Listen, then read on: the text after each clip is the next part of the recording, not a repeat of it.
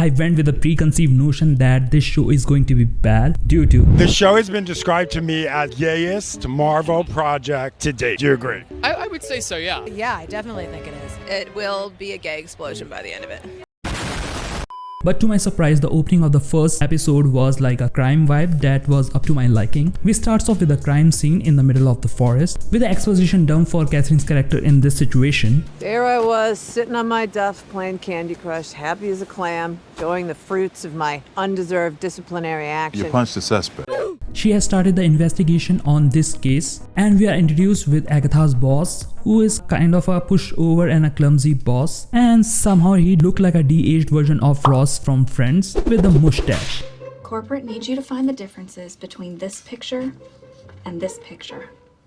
They're the same picture. Anyhow, we are introduced to a new character named Vidal. She is played by Aubrey Plaza, and I absolutely loved her from Parks and Rec again because I think she has a dry pan humor that I like. But I'm gonna praise the fact that the chemistry between Agatha and character played by Aubrey is really very real. They look like a divorced couple. One has a life together and another one has opposite of it. Is that like a personal attack or something? And between this, we get an infamous line from the trailer. Eat my ass, Chief. She came home and reminisced of her past. I think I supposed to know what is it all about, but I haven't watched WandaVision. She got a pizza delivery by her ex. Pizza time. Again, these conversations shows how the chemistry is really good between Aubrey Plaza and Catherine. We are introduced to another character who broke into Agatha's house. He was stopped by this sweet old lady. And I can't really say what he or she looks like. I'm gonna say he looks like a band member from Green Day. They take him to the police station for the interrogation, and after some overacting Or totally lying. Weird. Buddy, you're weird.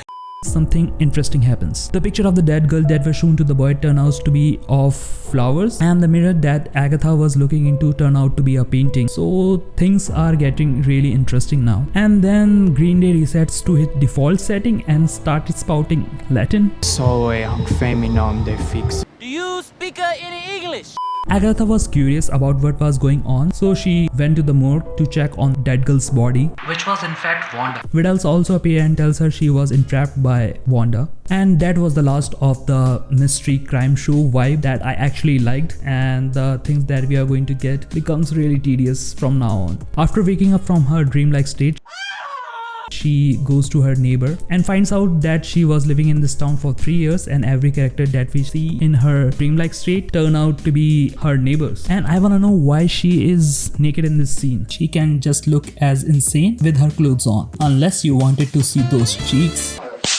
She also finds out that she actually kidnapped the Green Day kid. After her door blast and a bitch slap later, Vidal, who came to kill the powerless Agatha, did not kill her. In fact, Agatha uses Naruto Talk no Jutsu and convinces Vidal not to kill her. But before going, Vidal tells her that some of the Salem 7 witches, I don't know who they are, will come for her before the sunset. And then she licks her hand, and I was like, bleh. I am disgusted. And with this, first episode ends. Nothing significant happened, and the part which got me interested in the first place was retconned immediately. I wish they would have stuck to it more. Then the episode starts with Green Day telling why he came to rescue Agatha. Actually, he has been a fan of witches, especially Agatha, and want to acquire the power as well. But to do that, they have to go to a place called Witches Road. But to access that, they have to assemble some kind of a Suicide Squad. So like in Ocean's 11, they have to first gather a team to get to their objective. They take a car ride together where we come to know that Green Day is gay, if it was not obviously visible by the mannerism and the way he dresses or his skin-tight jeans. What the hell is even that? My god, they made him a stereotypical gay.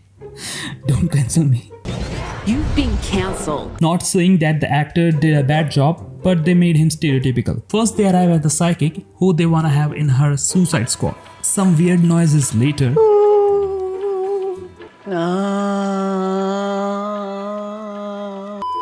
Psychic recognized Agatha, but she was reluctant to join her cover. One thing that I noticed about Green Day, that he interjects himself into the conversation whenever he feels left out.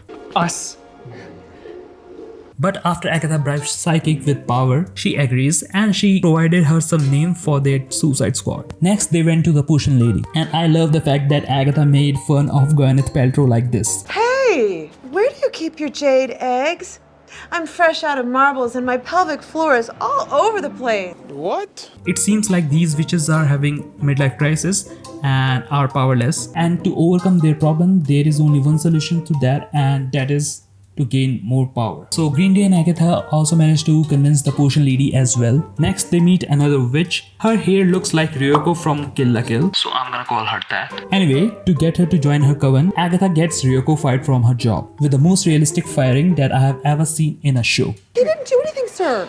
Your old lieutenant convinced me to give you a shot, but you've been nothing but bad luck. You're fired.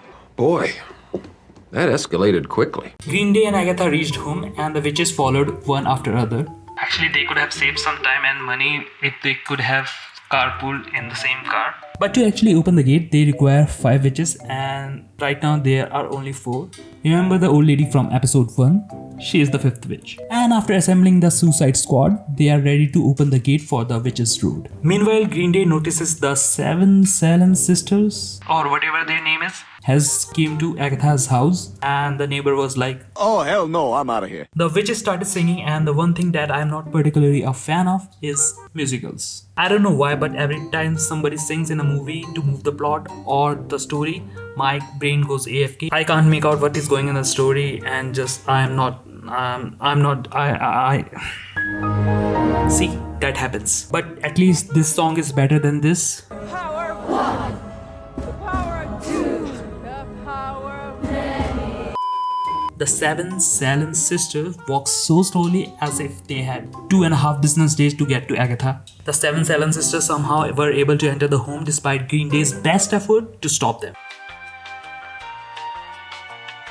The witches were able to open the door to Witches' Road with their singing, of course, and they all managed to go before the 7 Salem sisters arrived to their location. What does your gut tell you? I just love this lady. And the episode finishes with the dialogue that was obviously made for the trailer. I never doubted us for a second.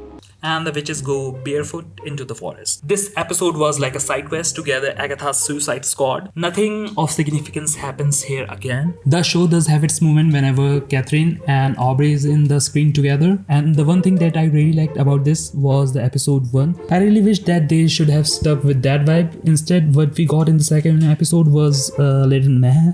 I get the appeal of the show as Halloween is coming near. This show falls under the category of spooks and witches, which I think really good for the Halloween season. But other than that, the show will have no impact on MCU as this show is a spin-off of a spin-off which is a prequel to a movie. Unless they are bringing Wanda back from the dead, these witches will not show up in any major Avenger movie. I'm feeling sorry for this lady. She want to just fight Ryan Reynolds, but she don't know who Deadpool is. I would fight Ryan Reynolds. I have no idea what Deadpool is. I know many of you won't like my take on this, but if you do, you will definitely like the video on your screen. So this is it for the video, and I will meet you next time.